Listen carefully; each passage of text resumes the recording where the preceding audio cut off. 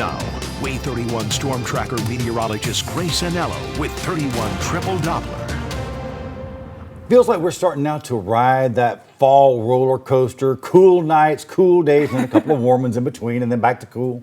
Yeah, it's like when you need the hot coffee in the morning and then the iced coffee in the afternoon. You got to dress in layers. Exactly. Don't know how to dress for this weather. I drove home last night with the heated seat on, and then I guarantee you this afternoon I'm going to have the AC on in the car. So. Oh, no doubt. I had my AC on from yesterday. I left it on and shivered until I turned it off this morning on my way to work. Just very Alabama, isn't it? Love it. All right, well, one thing that's a little different for us today is our wind speeds. We're having a pretty windy day. Take a look at Fort Payne, 17 mile-an-hour winds at the moment, 14 in Huntsville, and 10 over in Haleyville. Now, these are not our wind gusts. These are our sustained winds. So an easy and breezy day all across North Alabama and southern Tennessee, really ushering in that fall air for us. Not one drop of rain on 31 Triple Doppler at 11:20 this morning. We're going to stay that way for quite some time. But then later this week, I'm tracking some changes to that forecast. And another day that we're spoiled with those picture-perfect views of North Alabama and southern Tennessee on the Wave 31 Skycam network, powered by Thompson Roofing and Construction. Now,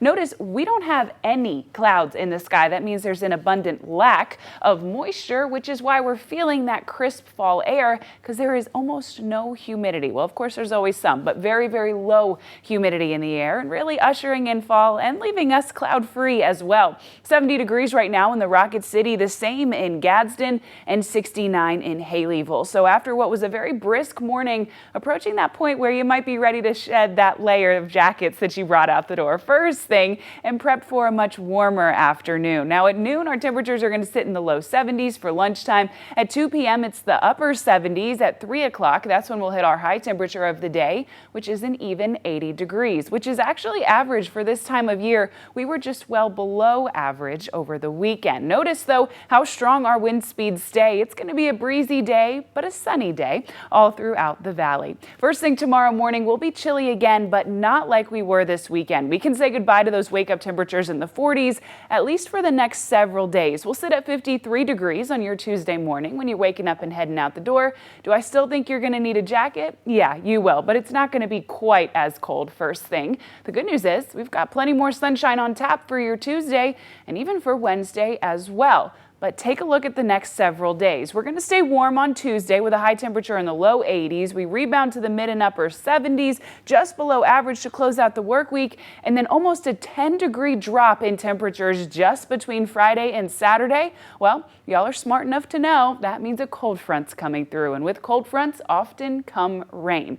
Now, I'll go ahead and tell you, our future model is currently bringing this in late Friday night. What I think is actually going to happen is this is going to come just around 4 or 5 o'clock on Friday. I would not be surprised at all if this timing gets moved up several hours. However, continue to check back in with us. Meteorologist Taylor Knust will have more updates tonight, and then we'll continue to update you throughout the week as well. So make sure you're still checking in. However, that rain is coming later on Friday evening, lasting through the overnight hours, and then even into first thing on Saturday morning. Now, keep in mind, in my opinion, this is all moving up several hours, so when you wake up first thing on Saturday and you're in the woods for bow season, you're not going to have rain. At least that's how it's looking at the moment. This particular model, though, is the most saturated, so it's the worst case scenario that I wanted to show you. Either way, prep for a rainy evening Friday night into very, very, very early first thing on Saturday morning, and then you can expect sunshine by the time you get to Saturday afternoon. Honestly, that rain is good for us because our drought continues to worsen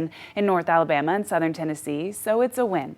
All right, well, we're sticking with the, I say warm, but relatively warm compared to where we were this weekend.